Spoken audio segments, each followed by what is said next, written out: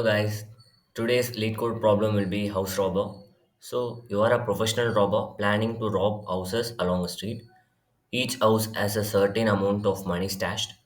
The only constraint stopping you from robbing each of them is that adjacent houses have security system connected and it will automatically contact the police if two adjacent houses were broken into on the same night. Given an integer array representing the amount of money on each house, return the maximum amount of money you can rob tonight without alerting the police. So the question states that we will be given an array. So the each element in an array represents an house. So a robber can steal the element in a non-adjacent manner. Like if he steals the element one, if he steals the element 1, he can't steal the element 2. He can only steal the element 3. So we have to find the maximum amount that he can gain without alerting the police. So let's look into this example as well. So if a person steals the element 2, he can't steal the element 7. He can only steal the element 9 because 7 is an adjacent of 2. So if he steals the element 7, it will automatically contact the police. So and then if he steals the element 9, he can steal the element 1 as well. So the total amount will be 12. So we have to return the maximum amount that he can steal without alerting the police. I request you guys to pass this video and try to solve or get the logic on your own. And we will be seeing how we can solve this problem along with its Hello logic. guys, the logic behind the house robber is very simple. So from the example that we see, we can get into two cases. Either if an element is selected, then the next element can't be selected. If I choose this element, I can't choose this next element. I can only choose the non-adjacent elements. This is the first case. So second case will be if an element is not selected, then the next elements can be selected. So if I didn't select this element, I can select this element. So let's look into the base cases. So when there is no house, the maximum profit that we can get is 0. When there is only one house, the maximum profit we can get is the element in that house.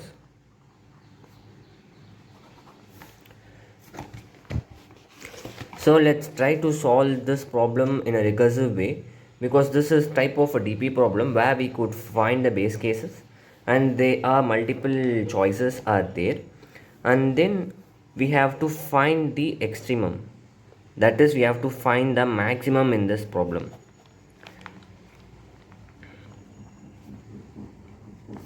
So let's find the recursive form. So we have a function where which contains the original array and an integer n. Number of n represents the number of houses. So if there is no house, so we will return it as 0 because there will be no profit. If there is only one house, we will return the value of that single house, because there won't be any adjacent houses if there is only one house. And then if there is more than one house, first case is if current element is picked, then previous can't be picked. So let we have a pick. So let's consider that we are picking the current element and we can't pick the next element, so we are going it for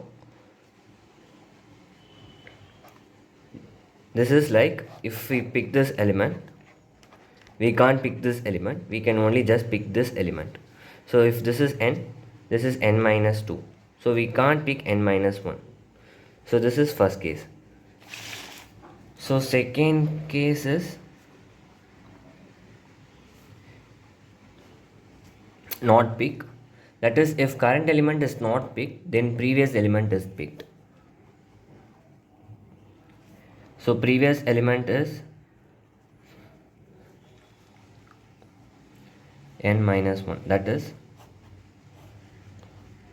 if this is not picked, we can pick this. If this is n, we can pick n minus 1. So we have to return the maximum. So because we need the maximum profit that the robber can gain, maximum of pick and not pick. So if we solve this problem, what we will get is like, let we have 2, 3 and 1. So we will be picking 1 and 3 to get the maximum profit. So if we try 2 and 1 or 1 and 1 or any other combinations which is not adjacent, we won't get profit which is greater than 4. So the only profit that we will be getting will be 4. So now our job is to convert the recursive into a bottom up approach. What we will do will be, we will be using an extra array dp where we will be storing the intermediate results, that is a problem.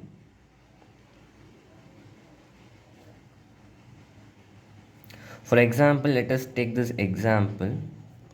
So to consider this element, the previous subproblem will be, this will be the previous subproblem. If we pick this element, we can't pick this element. If we didn't pick this element, we have a choice to pick this element. So this will be the subproblem. The value that we can get maximum at the point can be stored in a DP to get the maximum at final. So we have to return this element of an DP array to get the maximum profit. So let's see how the code will be working. So the code will be, we will be having an array like I already mentioned to reduce the complexity. For recomputing the same subproblem again and again, we will be creating an array. So this will be the two base cases. So first base case is like when there is no house, we will be having 0. We will be returning as 0. And if there is only one house, we will be returning the current element of the house. If there is more than one house, what we will be doing is like we already see, there will be two conditions. If the current element is picked, we can't pick the previous element, so we will be picking the previous before element, that is I minus 1. And the second condition is like if current element is not picked, we can pick the previous element. So I plus 1 will be the current element, I is the previous element, and I minus 1 is the previous before element. So at the last, we will be returning the end of an array because each part of an array contains the maximum profit that at we can gain at that point. Like it is solving a subproblem to get the total to get the maximum of total problem. So let's try to submit this.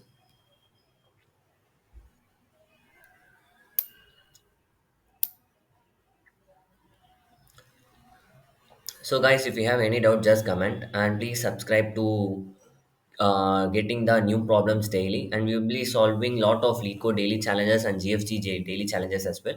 Please kindly support us. Thank you.